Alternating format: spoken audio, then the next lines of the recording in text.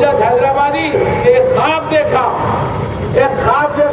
خواب کیا دیکھا انہوں نے کہ خواب میں سرکار کی صلی اللہ علیہ وسلم کی تشریف فرما ہے، صحابہ موجود ہے، ایک جنازہ آتا ہے اور اس کی معاملہ کرتے حضور صلی اللہ علیہ وسلم۔ صحابہ نے پوچھا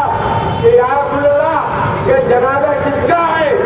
تو اللہ کے رسول نے فرمایا میرے عاشق بہادر خان کا جنازہ۔ یہ خواب ایک بڑی قیمت حیدرآباد دکن کا شاعر امجد حیدرآبادی کہتا ہے، اور اس زمانے میں کوئی کمیونیکیشن نہیں تھا، کوئی موبائل فون ٹیلی فون نہیں تھا۔ اس رات کو خواب دیکھتے ہیں، صبح میں چرچا ہوتا ہے کہ خواجہ ملت کا انتقال اور اس کی رات کو، جس رات کی محفل بہادر اعظم نے اپنے گھر پہ سجائی تھی وہ اقبال کی محفل تھی۔ اس محفل سے فارغ ہونے کے بعد بنجا ریل پر جسٹس کے مکان پر جب دعوت میں گئے، عشاء کے قریب کا وقت تھا، اس سے پہلے حکم کیا گیا کہ یہ ایک ہی کشمیر آپ کا بن جاتا ہے، اور اسی رات میں امجد حیدرآبادی خواب دیکھتے ہیں جب صبح کا سورج طلوع ہوتا ہے، فجر کے بعد شہر میں جامتا بات کا اعلان ہوتا ہے کہ رات میں خواجہ ملت کا انتقال ہوا، تو وہ اپنے خواب کی تعبیر اور خواب کا ذکر امجد حیدرآبادی کرتے ہیں جو ولی صفت ایک قسم کے بزرگ شاعر ملے ہیں۔ تو وہ شخصیت جس کو اتنا بڑا مرتبہ حاصل ہے کہ وہ معمولی شخصیت نہیں ہوتی، اس کے رسول اس کے دل میں کس حد تک تھا اس بات کا اندازہ لگایا جا سکتا ہے کہ خواجہ ملت نواب بہادر اعظم جہاں مجلس اتحاد المسلمین کو جو مختلف فرقوں کی جماعت تھی اس کو متحد کر کر ایک اتحاد کا پلیٹ فارم بنایا تھا، کیونکہ ہندوستان کی حکومت تھی یہاں پر سیاسی سرگرمیاں نہیں ہوتے تھے، اس لیے اس کو غیر سیاسی طور پر مسلم لیگ کی ایک ایجنسی کے طور پر مجلس کو یہاں پر قائم کیا گیا تھا۔ اور نواب بہادر اعظم کی زندگی کے بعد بھی قاسم رضوی کا بھی جب صدر کا انتخاب ہوا تو مرکز مسلم لیگ کے مبصر کی حیثیت سے خان عبد القیوم خان جو بعد میں ہندوستان کی آزادی کے بعد مقبوضہ کشمیر کے صدر رہے، مبصر کی حیثیت سے دارالسلام آ کر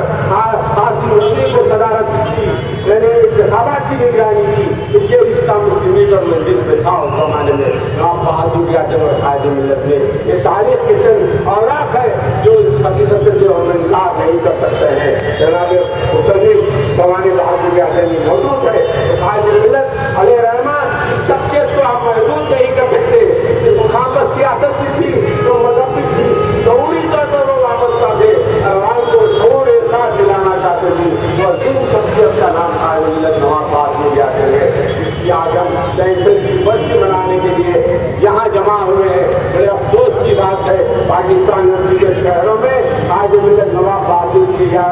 جن کے نام سے سابقے عمارتیں ادارے موجود ہے، لیکن جس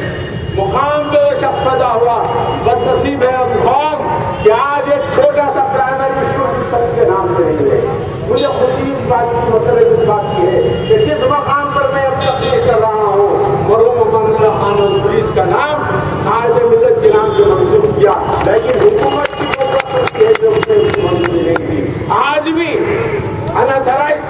انریکگنائزڈ طور پر یہ طریق خواجہ ملت بہادر اعظم کے نام سے کام کر رہا ہے، لیکن اتنے تعلیمی ادارے شہر میں قائم ہوئے پرائمری سے لے کر میڈیکل کالج تک، لیکن بدنصیب قوم کے سپاہیوں سالاروں سے میری گزارش ہے کہ ایک چھوٹا ادارہ خواجہ ملت نواب بہادر اعظم کے نام سے نہیں۔ افسوس شرم آنی چاہیے ان کو خواجہ ملت بانی مجلس کہنے کے لیے، کیونکہ انہوں نے بانی کے نام سے ایک چھوٹے سے ادارے کو بھی حیدرآباد میں قائم نہیں کیا۔ آج پاکستان میں جائیے بہادر آباد ہے، بہادر اعظم کالونی ہے، بہادر اعظم کالج ہے، مختلف ادارے نہیں ہیں وہاں پر، کیوں؟ انتظامیہ پاکستان میں بہادر اعظم نے کراچی مسلم لیگ کے اجلاس میں قرارداد پیش کی، علامہ اقبال کے مسئلے کو بہادر اعظم نے خواجہ اعظم کی موجودگی میں انتظامیہ پاکستان کے لیے جو نظریہ دیا تھا بہادر اعظم اس کے روح رواں ہے۔ یہ بات بہت کم لوگ واقف ہیں، اس لیے آج ہم سے زیادہ قدر پاکستان میں کیا جاتا ہے خواجہ ملت بہادر اعظم، اور ہم افسوس ہے اس شہر میں پیدا ہوئے اس مقام پر ان کی یعنی آون کے لیے اس مقام پر آج کوئی ادارے بہادر اعظم کے نام سے نہیں ہے۔ برائے سارے سوال سے محفلیں رکھی جاتی ہے، لیکن ایسے بڑے بڑے ادارے آج ملت نواب بہادر اعظم کے نام سے ہونا چاہیے۔ بہادر اعظم کوئی فرقہ پرست آدمی نہیں تھے، ایک سیکولر آدمی تھے، ایک سیکولر تھے جس کی گواہ سروجنی نائڈو بھی دیتی ہے، لیکن اگر افسوس ہے